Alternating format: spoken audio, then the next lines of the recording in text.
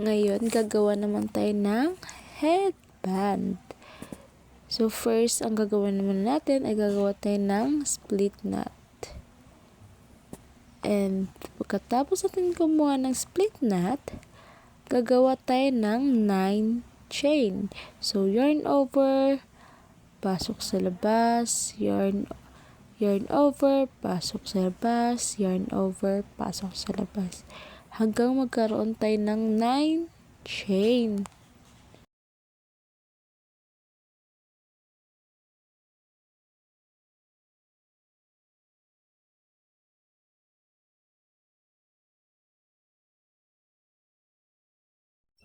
Pagkatapos natin makagawa ng 9 chain, ang gagawin naman natin is yung pangalawang row. First is insert tayo dun sa butas, kuha ng yarn, tapos kukuha ulit ng yarn, then ilalabas dun sa dalawang chain, dun sa nakalagay sa hook.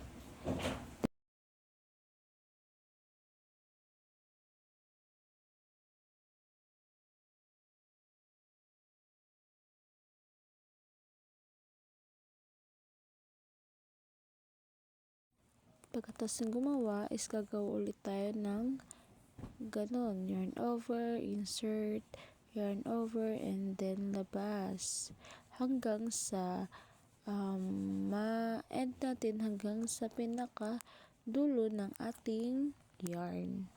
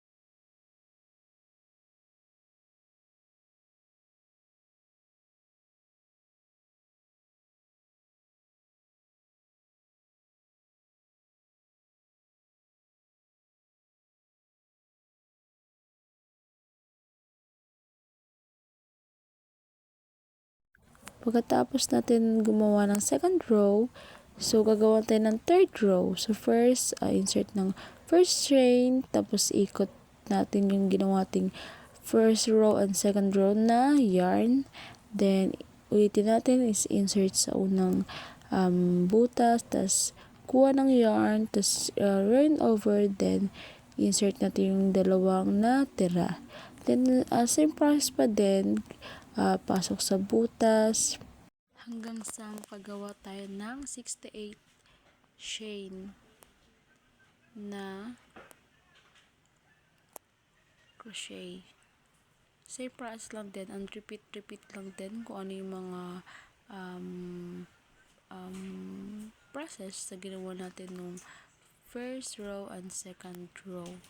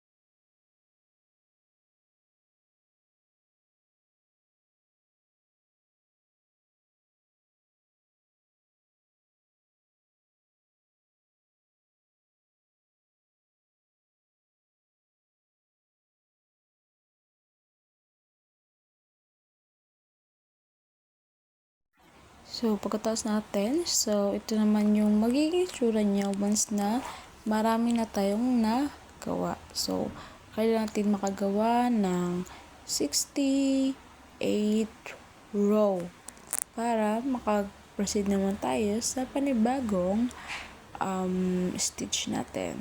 So, panoorin nyo lang yan. Same process pa din siya hanggang sa makarami tayo ng stitch.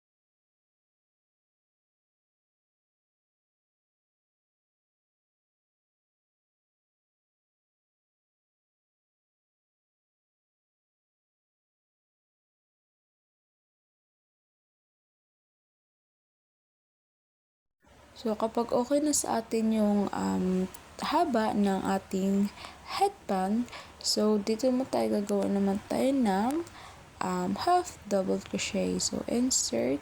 So, kuha.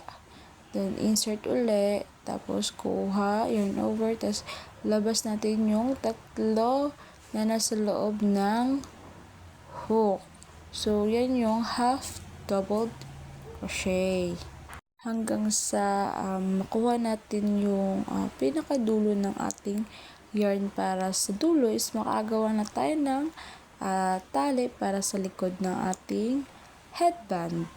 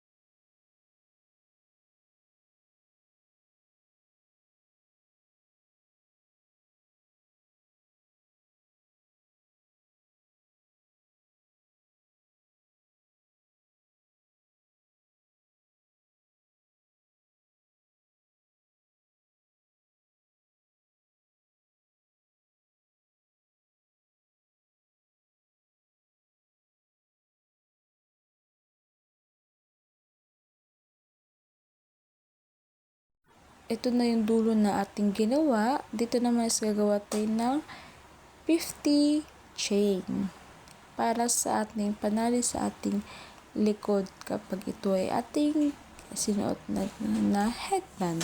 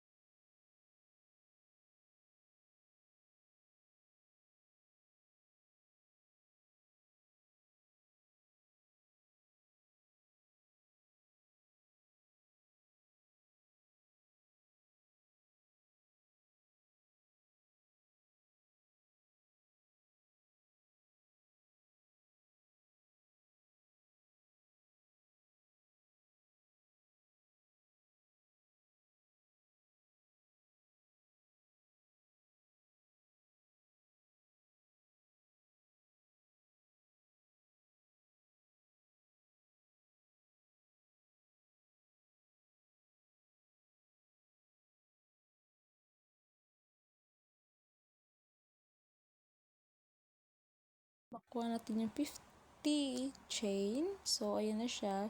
So, ikakat na natin siya ng scissor. para malak na natin siya.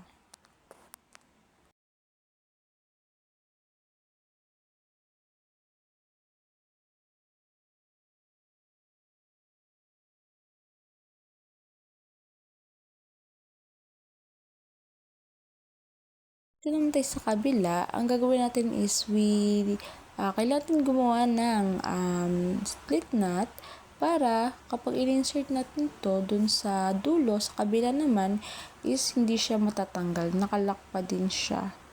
Para makagawa pa tayo ng ilang row dito sa kabilang side.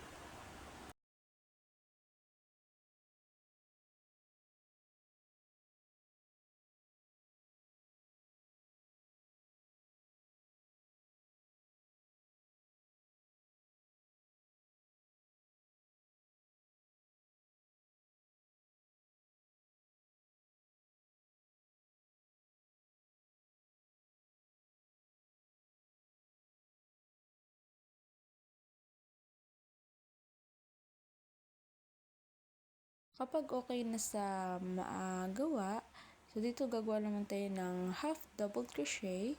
So yung kanina nga is insert, tapos kuha, tapos insert, tapos kuha, tapos may natirang yarn sa hook na tatlo. So yun is ilalabas pa rin natin siya ng sabay-sabay.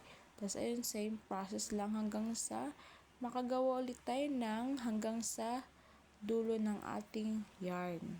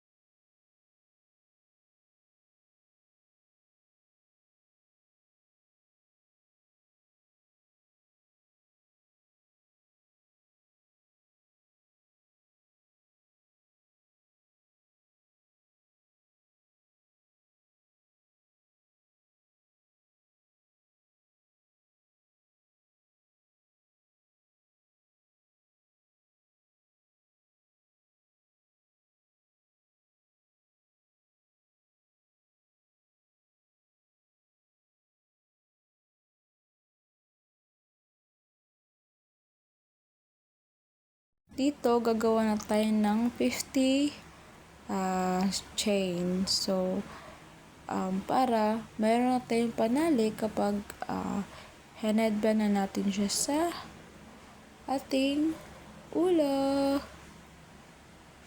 1, 2, 3, hanggang sa magkaroon tayo ng 50 chain.